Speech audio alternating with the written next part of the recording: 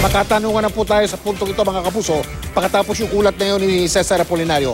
Sino ang dehado at sino ang yamado sa bakbakang Manny Pacquiao at Floyd Mayweather Jr.? Yan ang tinanong namin sa ilang eksperto sa boxing at tulad nating mga Pilipino, pati sila nahihirapang sabihin kung sino ang magwawagi. Nakatutok si Pia Arcangel. Parehong dekalibre at pareho itinuturing na pinakamagaling sa mundo sina Manny Pacquiao at Floyd Mayweather Jr. Kaya sa kanilang pagtutuos, sadyang mahirap sabihin kung sino ang yamado at sino ang dehado. Maging ang mga eksperto hirap sa paglabas ng fearless forecast. Ang boxing analyst na si Ed Picson umaasang si Pacquiao ang mananalo pero hindi raw magiging madali para sa pambansang kamao. Sa tingin ko, mas lamang si Manny Pacquiao pero hindi ganun kalaki.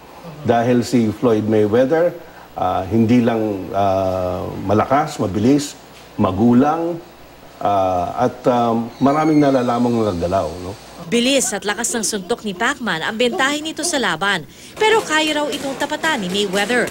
Sang-ayon dito ang veteranong manunulat at boxing analyst na si Reca Trinidad. Tabla lang daw sina Pacman at Pretty Boy pagdating sa pisikal na kondisyon.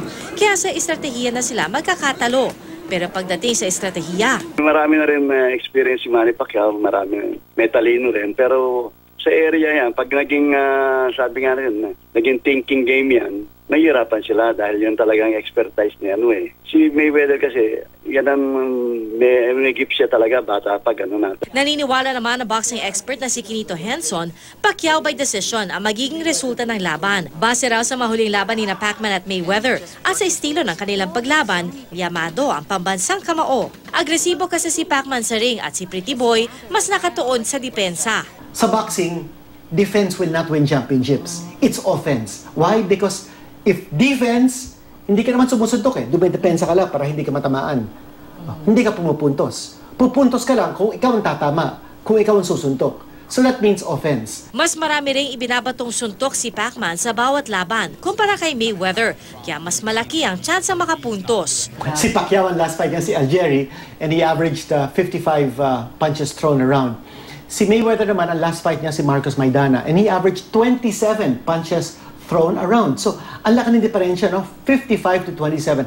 Halos kalahati. In terms of absolute figures, yung work rate ni Pacquiao is going to be a big factor in giving him the edge. Sa tingin ko, may takot talaga si Mayweather kay Pacquiao Dahil nga pinangangalagaan niya yung kanyang undefeated record. Sigurado nakikita niya kung anong kakayanan ni Manny Pacquiao. Yung power ni Manny Pacquiao at bilis. Pero aminado ang mga eksperto, sino pa man ang tanghaling panalo sa tinaguriang Battle for Greatness. Di na mawawala ang mga pangalang Pacquiao at Mayweather sa listahan ng pinakamagaling sa mundo ng boxing. Pia Arcangel, nakatutok, 24 oras.